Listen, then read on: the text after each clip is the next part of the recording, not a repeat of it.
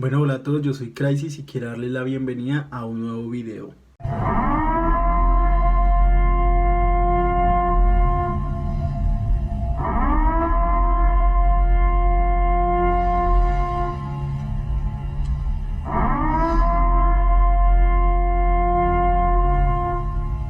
En el caso de esta semana hablaremos sobre el asesino que inspiró las películas de Psicosis y Masacre en Texas. Un hombre que fabricó siniestros objetos con fragmentos humanos, como lo era un cinturón de pezones, sillas tapizadas en piel e incluso llegó a fabricar guantes de piel humana. Estamos hablando de Edward Theodore Gain, más conocido como el carnicero de Plainfield.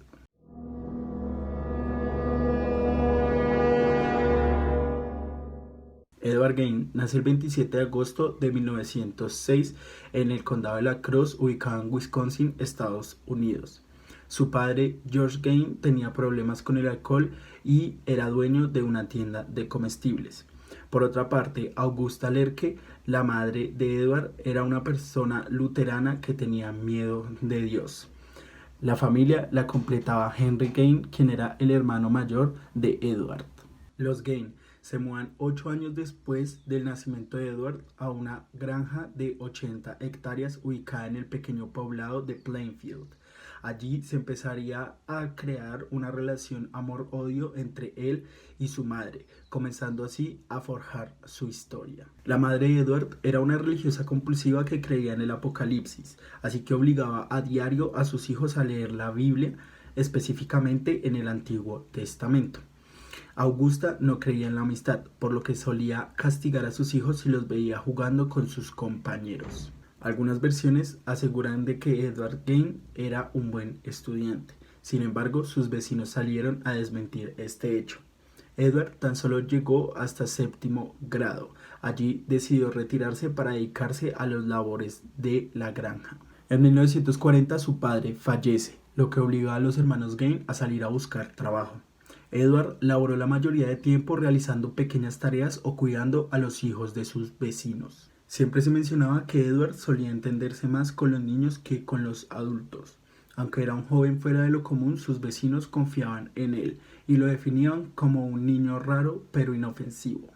Henry y Edward comenzaron a tener problemas entre ellos, puesto que Henry tenía una manera de ver el mundo muy diferente a la de su madre. Edward siempre estuvo inconforme de escuchar a Henry hablando mal de su propia madre. Fue en este contexto que el 16 de mayo de 1944 se produce un misterioso incendio en los campos de la granja de esta familia que se acercaba rápidamente a la casa de los Gain. Los bomberos logran apagar el incendio y se dan cuenta de que Henry Gain estaba desaparecido, así que proceden a realizar una búsqueda. Su cuerpo es hallado al atardecer, se encontraba boca abajo y con múltiples golpes. Un pequeño estudio realizado estableció que Henry Gain había muerto por asfixia, sin embargo el caso no tuvo una investigación formal. Se rumorea que Henry había sido la primera víctima de Edward Gain, aunque nunca se llegó a confirmar quién fue el asesino de este hombre. En la granja de los Gain tan solo quedaba Edward y su madre, lo que dio vía libre a una relación casi incestuosa entre estos dos. Sin embargo, unos meses después, Augusta sufre de una apoplejía que la deja en estado vegetal. Edward cuida de su madre con devoción. En 1945, esta vuelve a sufrir un ataque de apoplejía y finalmente el 29 de diciembre Augusta muere. Edward había perdido su único vínculo con la cordura, la única persona que lograba mantenerlo estable mentalmente. Desde este momento, Gain se enfocaría más en sus fantasías.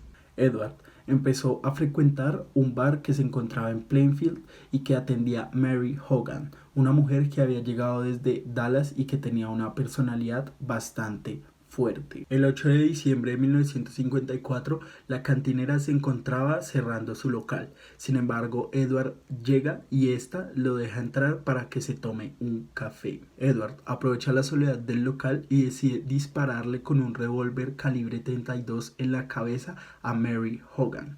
Posteriormente arrastra su cuerpo desde la barra de la cantina hasta el estacionamiento, donde la guardaría en su coche y huiría hacia su casa. Ese mismo día, un granjero llamado Seymour Lester decide ingresar a la taberna para comprarle un helado a su hija. Sin embargo, al ingresar se encuentra con un gran charco de sangre y un cartucho.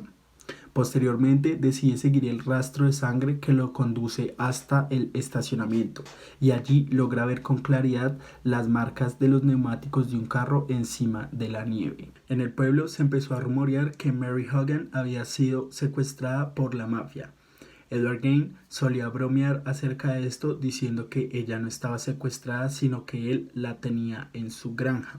Sin embargo, nadie sospechaba de este hombre, pues era alguien de confianza en el pueblo.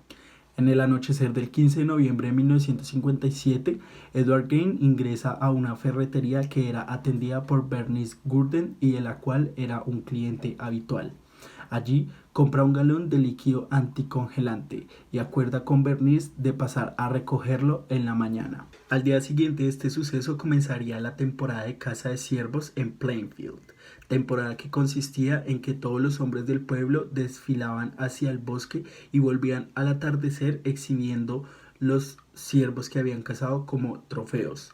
Estos eran colgados en las puertas de las granjas, donde posteriormente eran desollados y destripados. Este día tuvo una peculiaridad. Bernice Gurdon no había abierto su ferretería como lo hacía de costumbre y sin falta. Cuando su hijo regresa de cazar, avisa a las autoridades de este extraño suceso. Como Mary Hogan, su madre había desaparecido. El hijo de Bernice no tarda en señalar a Edward Gein como el responsable de esta desaparición, puesto que la última factura del día anterior tenía su nombre. Todas las pistas conducían a la granja de los Gein. La policía llega a la casa de Edward Gein, donde encontrarían un aterrador paisaje. El asesino ni siquiera había escondido el cuerpo de Bernice y lo tenía colgado de las piernas en un depósito que lindaba con su vivienda. También le había puesto una especie de ganchos en las orejas.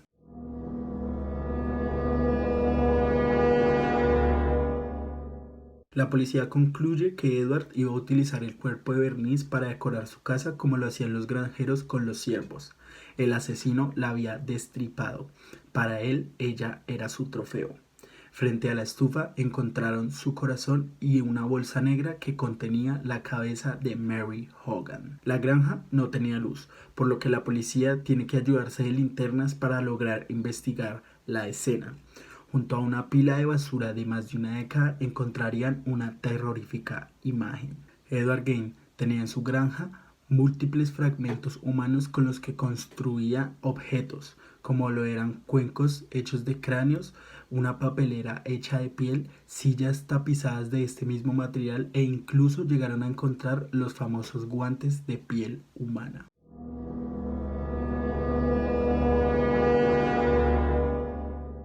El desorden de la casa de Edward Gein fue la que inspiró a los productores de Hollywood a adoptarla como prototipo de vivienda de los asesinos seriales.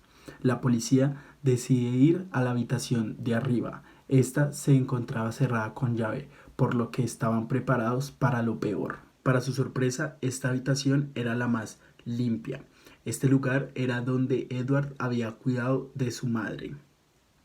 Al ingresar, más allá de la humedad, lo único que encuentran es una cama tendida y encima de la mesa de noche encuentran una Biblia. Este lugar era el santuario de Edward Gein. El asesino estuvo 30 horas sentado en silencio. Tan solo abrió la boca cuando la policía le dijo que lo iban a poner al frente del cadáver de Bernice. Fue allí cuando confesó. Este era el final de un psicópata anónimo y el comienzo de una figura cultural que inspiraría a miles de personajes en el cine. Además de estos dos crímenes cometidos, Edward Gein confesó que solía asistir al cementerio para leer los obituarios y así saber dónde y a qué hora enterrarían mujeres. Posteriormente asistía de noche para profanar estas tumbas. En algunos casos este llegó a robar cuerpos enteros, en otros tan solo se robaba algunas partes.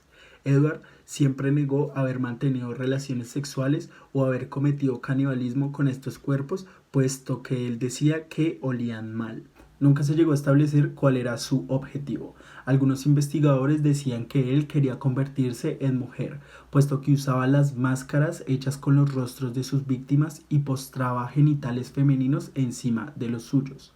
Otras personas tan solo decían que él lo que quería era recuperar a su madre y llenar ese vacío que había dejado su muerte. El 6 de enero de 1958 se le realiza una audiencia en la que los peritos informarían sobre su diagnóstico. Edward era una persona esquizofrénica propensa a sufrir alucinaciones. Él mismo le manifestó a sus psicólogos que era un enviado de Dios para resucitar a los muertos. El juez lo declara incapaz y lo envía al Hospital Psiquiátrico Estatal. El 30 de marzo se iban a subastar la granja de los Gain y algunos muebles que no habían sido secuestrados o incinerados por la policía.